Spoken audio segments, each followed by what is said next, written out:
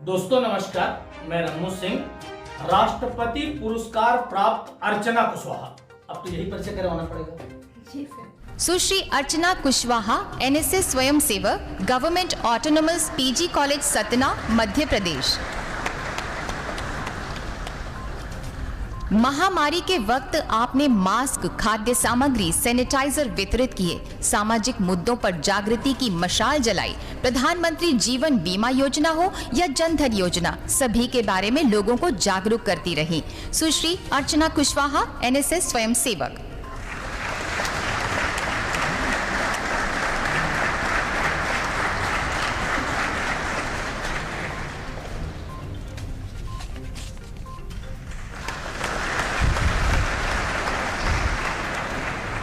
राष्ट्रीय सेवा योजना में आपको यह पुरस्कार मिला। सबसे पहले हम लोग यही चर्चा करते हैं कि आपने कौन कौन सी सेवाएं की जिस कारण आपको यह पुरस्कार मिला। नमस्कार, जय हिंद। मैं अर्चना कुशवाहा, राष्ट्रीय सेवा योजना स्वयंसेवक। जैसा कि सर ने मुझसे पूछा कि राष्ट्रीय सेवा योजना अंतर्गत मैंने क्या क्या गतिविधियां की हैं जिसके लिए मुझे राष्ट्रीय सेवा योजना पुरस्कार सत्र 2020 इसके लिए चयनित किया गया है, तो मैं आपको बताना चाहूँगी कि राष्ट्रीय सेवा योजना के अंतर्गत मैंने विगत 3 वर्षों में रक्तदान, वृक्षारोपण, मतदाता और प्रधानमंत्री जन धन योजना, प्रधानमंत्री बीमा योजना, कैशलेस इंडिया, वित्तीय साक्षरता, पॉक्सो एक्ट के अलावा भी मैंने कोविड महामारी के दौरान ज़रूरतमंद लोगों तक भोजन वितरण, मास्क, सैनिटाइजर एवं अन्य उनके आवश्यकता अनुसार चीज़ें उन तक पहुंचाई है।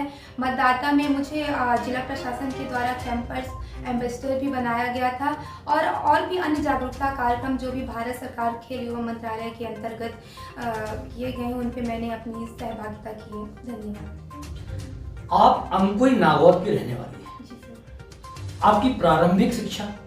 मेरी प्रारंभिक शिक्षा बाबा नीम कलौरी हाई स्कूल हमपुरी से कक्षा 1 से 10वीं तक की है। फिर इसके बाद मैंने कक्षा 11वीं और 12वीं शासकीय उच्चतर माध्यमिक विद्यालय जसो और उसके बाद मेरा ग्रेजुएशन शासकीय स्नातकोत्तर महाविद्यालय सतना और पोस्ट ग्रेजुएशन में मेरा शासकीय स्नातकोत्तर महाविद्यालय सतना। आपके पिता किसान हैं। किसान की बेटी को मिला राष्ट्रपति पुरस्कार, ऐसा भी कहा जा सकता है। जी सर। आप कितने भाई बहन हैं? सर मैं एक बहन और मेरे 2 भाई हैं मुझसे छोटे। वो छोटे हैं। जी। क्या कर रहे हैं इस समय? सर मेरा जो बड़ा भाई है वो बीएससी सेकेंड ईयर में है होलकर साइंस में, और जो मेरा छोटा भाई है वो कक्षा 11वीं क्लास शासकीय उच्चतर माध्यमिक विद्यालय दुलेया से अध्ययनरत है। अब अगर मैं यह पूछूं कि यह पुरस्कार प्राप्त करके आप कैसा महसूस कर रही हैं, तो पुरस्कार किसी को मिलेगा तो बेहद खुश होगा, लेकिन बदलाव क्या देखती हैं, मैं ये पूछना चाहता हूं। पुरस्कार मिलने के पहले और आज लोगों से मिलने में आपको क्या बदलाव दिख रहे हैं? सबसे पहले तो मैं ये बताना चाहूँगी कि मुझे लोगों से जुड़ने में और समाज के बीच रह के कार्य करने में बचपन से ही खुशी मिलती थी, लेकिन मुझे यह समझ नहीं आता था कि लोगों के बीच रह के काम कैसे करूँ, लोगों से मैं मिलूँ कैसे, मुझे किसी से मिलना है तो कैसा जरिया है।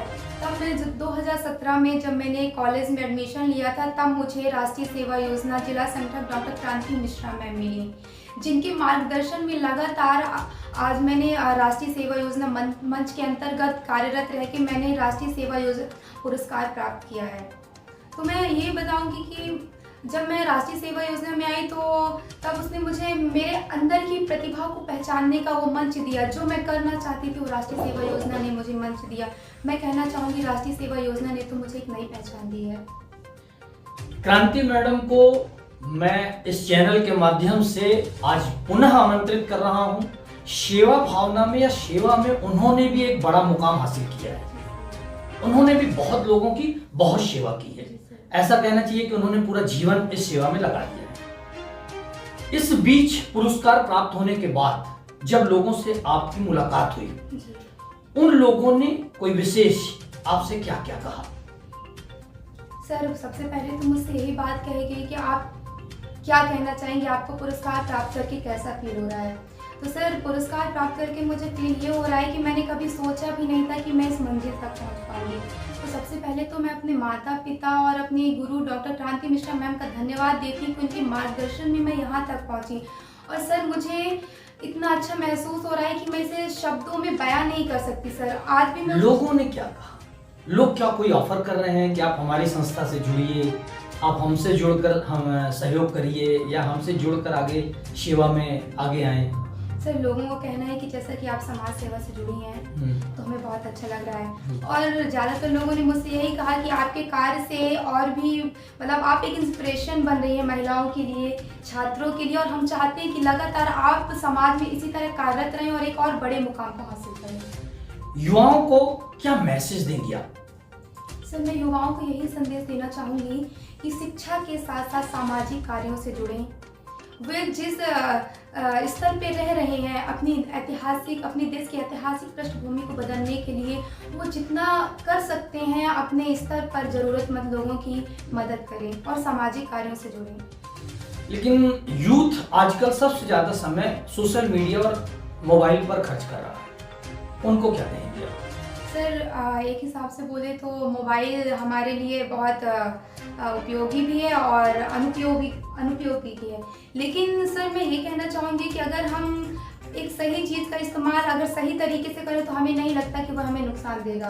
तो जिस तरह यूथ सोशल मीडिया से जुड़ रहा है तो ठीक है, कहीं ना कहीं उसके भी कुछ चीज़ें हैं कि कुछ बच्चे घर से बाहर रह के पढ़ाई नहीं कर पाते हैं, तो बिल्कुल वो सोशल मीडिया का उपयोग करके अपनी पढ़ाई के लिए और भी चीज़ों की जानकारी करें, लेकिन एक समय के अनुसार, एक जैसे सीमा होती है कि वे अपने समय को बनाएं कि कब हमें पढ़ाई करनी है, कब हमें। आप ये बताएं, आपको क्या लगता है कि कितने परसेंटेज लोग मोबाइल का उपयोग कर रहे हैं और कितने लोग उसका अनुपयोगी यूज कर रहे हैं आपकी निगाह में? सर मेरी निगाह में तो कभी कभी अगर मैं खुद भी बैठ के सोचती हूँ तो मैं भी कभी कभी ज़्यादा सोशल मीडिया का यूज़ कर लेती हूँ।